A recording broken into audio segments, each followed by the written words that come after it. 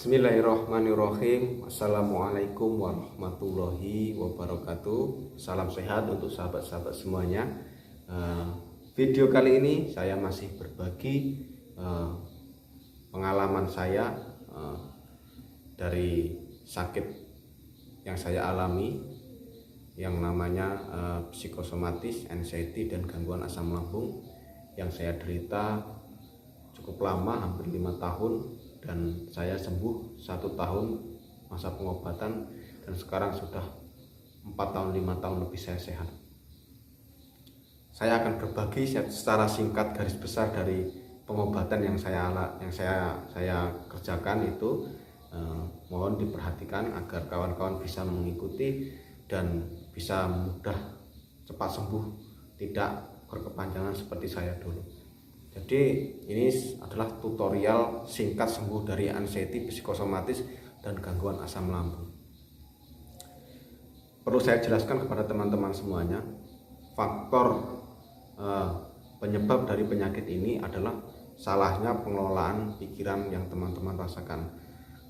Awalnya seperti itu, faktor kesalahan pengelolaan stres, kemudian ego yang tidak bisa dikendalikan, dan biasanya emosional yang juga tidak bisa kita kendalikan. Itu faktor-faktor yang mempengaruhi kita ini anxiety dan berujung ke psikosomatis, dan sebelumnya biasanya ditandai dengan gejala asam lambung. Itu hanya faktor, biasanya faktor fisiknya di situ, di asam lambung itu. Tapi asam lambung itu sebenarnya diakibatkan dari faktor stres yang penderita alami. Itu hampir 70% penderita mengalami yang namanya dispepsia fungsional. Dari banyak orang yang mengalami asam lambung, rata-rata usia produktif itu yang sering mengalami dispepsia fungsional. Di lambung tidak ada masalah, tapi dia merasakan asam lambung ini sering naik. Itu karena faktor stres, karena stres itu sangat mempengaruhi gas yang ada di lambung kita. Kadang karena pola makan yang tidak teratur, pengelolaan emosi yang salah, kan itu tadi, terus kemudian gaya hidup yang tidak sehat, itu yang menyebabkan rata-rata anak muda yang sedang produktif mengalami namanya dispepsia fungsional.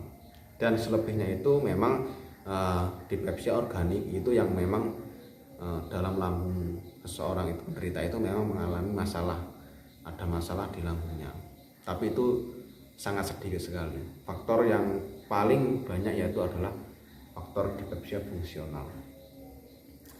Kemudian apa yang harus dijalani ketika kita sedang mengalami sakit ini? Garis besarnya seperti ini kawan-kawan.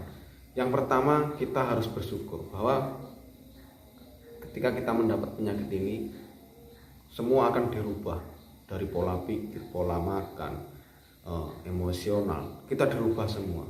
Saya yang tadinya pemarah, makan tidak teratur, hidup tidak sehat, tidur malam, gadang, minuman keras, yang lainnya, itu kan sebenarnya walaupun dulu masih sehat, tapi kan justru itu sebenarnya membuat kita menjadi sakit.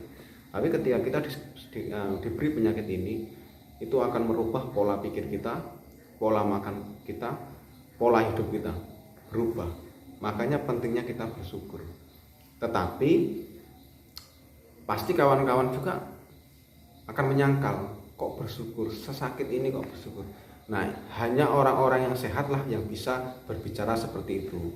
Karena ketika kita sehat, terus karakter diri kita dirubah oleh penyakit ini, maka hal yang pertama yang kita rasakan, kita akan merasakan syukur kepada Allah Subhanahu wa Ta'ala telah memberi penyakit ini hingga merubah orang itu menjadi orang yang lebih baik lagi dan bisa berguna untuk orang lain. Kemudian ikhlas menerima penyakit ini, itu juga akan bisa mempercepat kesembuhan kita. Kemudian menyadari bahwa penyakit ini tidak berbahaya, penyakit ini hanya pengelolaan pikiran yang salah.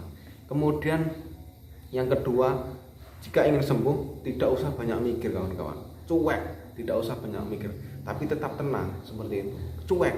Jika ada rasa apa, sensasi yang ada pada diri kita, kita cuek, jadi nggak usah dipikirkan, bodoh amat, jantung agak sakit kita cuek, itu bukan apa-apa, itu akan mempercepat kesembuhan kita. Kemudian yang ketiga, menjalani hidup itu apa adanya, mengalir saja, tidak usah kita ini mengikuti keinginan yang tidak yang sangat berat untuk kita jalani. Jadi kita mengalir aja, biasa aja, tidak ada perusahaan diwara dalam kehidupan kita, itu akan justru mempercepat kesehatan. Kemudian mengendalikan pikiran dari marah, stres, dan sifat ngeyel, itu harus kita kendalikan. Jika itu belum bisa dikendalikan, maka juga akan susah untuk sembuh kawan-kawan. Itu saya alami sekali. Kemudian gaya hidup kita harus kita rubah menjadi gaya hidup yang sehat, dari mulai makan yang teratur, makan secukupnya, kemudian banyak olahraga, banyak aktivitas, dan jadikan hidup itu menjadi produktif, bisa membantu orang lain walaupun hal kecil, itu kita lakukan.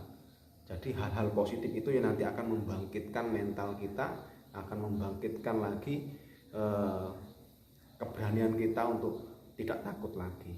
Yang keenam, makan yang teratur. Makan teratur itu pagi harus makan, siang makan, sore, malam kalau bisa jangan kalau malam.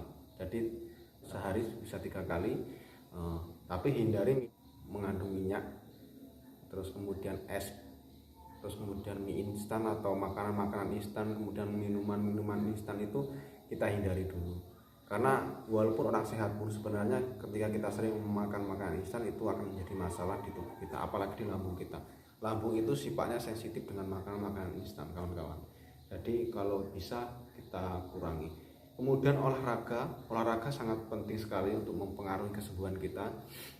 Karena di dalam olahraga itu tubuh kita akan menjadi lebih rileks, otot-otot kita juga semakin lentur dan tidak kekaku. Karena rata-rata penderita ini sering mengalami kekakuan di area kepala, leher, tengkuk leher, di bagian tangan, di kaki, pinggang sering sakit. Itu karena rata-rata penderita ini sering sekali rebahan dan tidak ada aktivitas, karena sering mengalami sakit. Dia enaknya rebahan. Kalau kelingan enaknya rebahan, itu justru akan sangat memperparah penyakit itu. Dan olahraga ini dapat melentur-lenturkan otot-otot yang tadi bermasalah.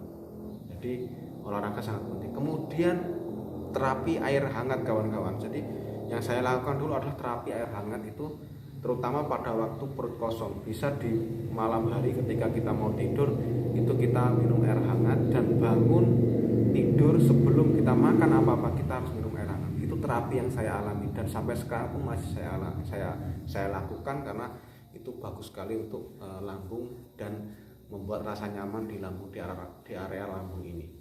Kemudian terapi senyum kawan-kawan. Yang saya lakukan dulu, saya melakukan terapi senyum. Ini sebenarnya seperti sepele, tapi sangat-sangat mempengaruhi. Ketika kita sedang ada sensasi, usahakan kita tersenyum walaupun sedang sensasi yang sangat menakutkan. Kemudian ketika kita sedang marah, berusahalah untuk tersenyum. Tubuh kita nanti akan merespon walaupun dalam keadaan terpaksa. Itu nanti akan ada respon dari otot-otot senyuman kita itu tubuh akan merespon. Jadi otak itu tetap akan merespon kejadian-kejadian yang fisiknya itu kita jalani. Seperti ketika kita marah, tubuh pun akan merespon. Ketika kita sedih, tubuh pun akan merespon. Dan ketika kita tersenyum, tubuh pun nanti akan merespon. Dan sering-seringlah tersenyum walaupun dalam keadaan yang tidak enak. Kemudian relaksasi. Kalau saya dulu bisa mendengarkan audio terapi relaksasi, bisa dengan cara kita mengatur pernapasan, itu juga bisa. Jadi yang belum tahu bisa cek juga di video saya, ini sudah ada audio relaksasi, dan ikuti setiap malam. Nanti insya Allah bisa mengurangi rasa cemas, rasa takut, dan bisa menyembuhkan penyakit dari teman-teman. Dan yang paling terakhir, yang paling penting, yaitu adalah berdoa. Berdoa itu sangat penting sekali kawan-kawan. Semua yang kita kerjakan, semua yang kita lakukan tanpa adanya doa, itu menyebabkan kita sombong. Dan jika tidak kita tidak berdoa, maka itu sulit juga untuk sembuh. Jadi berdoalah kepada Tuhan yang Maha Kuasa agar segera diberikan kesehatan, karena doa itu adalah menyadari bahwa makhluk seperti kita ini sebenarnya lemah dan tidak bisa apa-apa. Makanya kita butuh berdoa kepada Allah Subhanahu wa Ta'ala. Mungkin hanya ini tips singkat yang saya bagikan ke teman-teman semuanya. Coba teman-teman pahami, kerjakan, insya Allah teman-teman bisa sembuh seperti saya. Dan sekarang saya sehat, saya bisa ceria, saya menemukan kembali kebahagiaan yang dulu sempat hilang, dan sekarang saya sudah dan saya juga berjanji dulu ketika saya sembuh, saya akan membantu dari teman-teman semua yang mengalami sakit ini. Dan di video-video inilah saya akan bantu teman-teman untuk sembuh. Kuncinya teman-teman harus tetap serius. Mungkin hanya ini yang bisa saya sampaikan. Mohon maaf jika ada kesalahan dalam saya membuat video penjelasan ini. Saya akhiri. Wassalamualaikum warahmatullahi wabarakatuh.